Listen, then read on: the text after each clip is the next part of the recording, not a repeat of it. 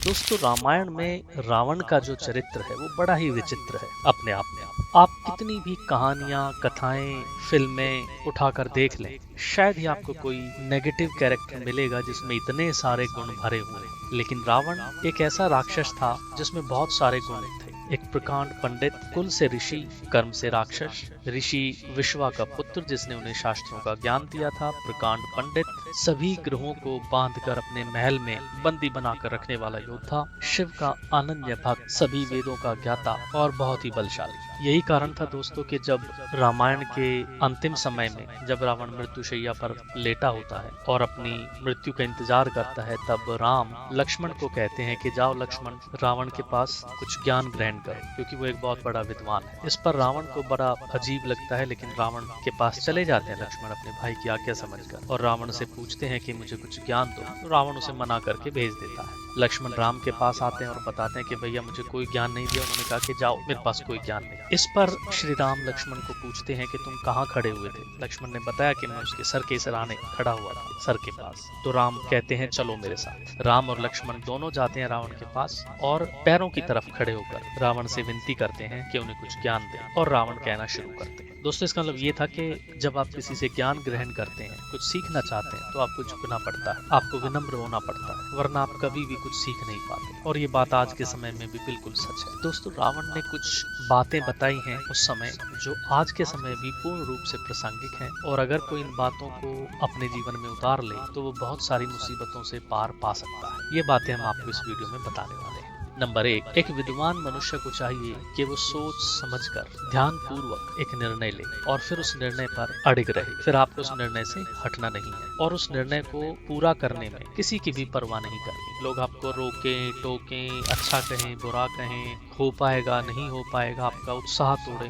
आपको झुकना नहीं। लोगों की दुनिया की परवाह नहीं करे। जिस प्रकार रावण ने निर्णय लेने के बाद कभी भी किसी की परवाह नहीं करी और कभी भी अपना निर्णय नहीं बदला, चाहे वो मृत्यु को प्राप्त हो। अब उनका निर्णय गलत था ये अलग बात है, लेकिन अगर आपके निर्णय सही हैं, शुभ हैं, तो आपको उस पर अडिग रहना चाहिए। कभी भी किसी भी हालात में आपको झुकना नहीं, ये रावण बताते हैं। और ये चीज रावण के कैरेक्टर में साफ साफ दिखाई पड़ती है। दूसरी महत्वपूर्ण बात जो रावण ने बताई है वो ये है कि जीवन को सदैव अतिरेक में जिए। अतिरेक में जीने का मतलब है कि एक्सट्रीम पे जाकर आपको जीना है। बुरे बनो तो इतने बुरे बनो कि दुनिया याद रखे रावण की तरह, और अगर अच्छे बनो तो इतने अच्छे बनो कि दुनिया आपको याद रखे। जो मीडियोकर होते हैं, साधारण रहते हैं, साधारण तरीके से जीते हैं, उनको कोई समाज में याद नहीं रखता और उनकी कोई परवाह नहीं करता। उनको लोग ऐसे ही भेड़ बकरियों के झुंड की भांति रखते हैं, समझते हैं। तो सदैव जीवन को अतिरेक में जीना है। जो भी काम करो बहुत अच्छा करो, एक्सट्रीम करने की जीवन में कोशिश करो। ये रावण के चरित्र से हमें सीख मिलती है। तीसरी महत्वपूर्ण बात जो रावण बताते हैं वो ये है कि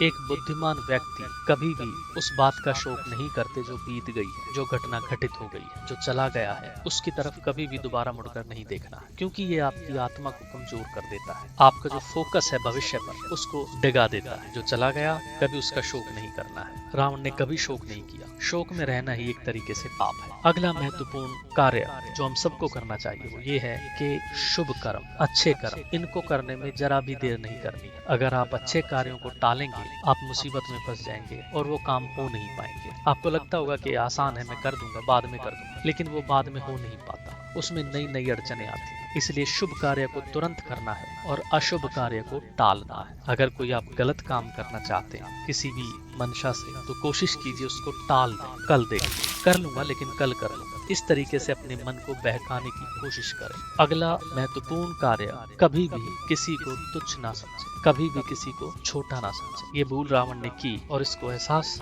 और इस बात का उसको एहसास भी था कि राम और लक्ष्मण को वो एक तुच्छ बालक समझता रहा, लेकिन वो बहुत विद्वान और बलवान। तो कभी भी किसी को छोटा और तुच्छ समझकर लड़े ना, और कभी भी किसी को बड़ा और ताकतवर समझकर डरे ना। ये नीति जीवन में अपनानी चाहिए। अंतिम बात जो रावण ने सिखाई है वो ये है कि कभी भी अपना गूढ़ रहस्य किसी को ना बताएं। मैं आज जो मारा जा रहा हूँ उसका कारण यही है कि मेरी मृत्यु का रहस्य मेरे भाई को पता था और उसने मेरे दुश्मनों के साथ साझा किया। अगर आप अपना गूढ़ रहस्य किसी को भी बताते, मित्र को, परिवार जनों को, तो आप किसी न किसी दिन मुसीबत में अवश्य फंसे। तो दोस्तों ये बातें हैं जो हमें रावण के कैरेक्टर से सीखने को मिलती हैं। अगर आप इन बातों को संपूर्ण रूप से या कुछ हद तक अपनाने की कोशिश करेंगे तो आपके जीवन में भी काफी हद तक बदलाव आएगा। धन्यवाद।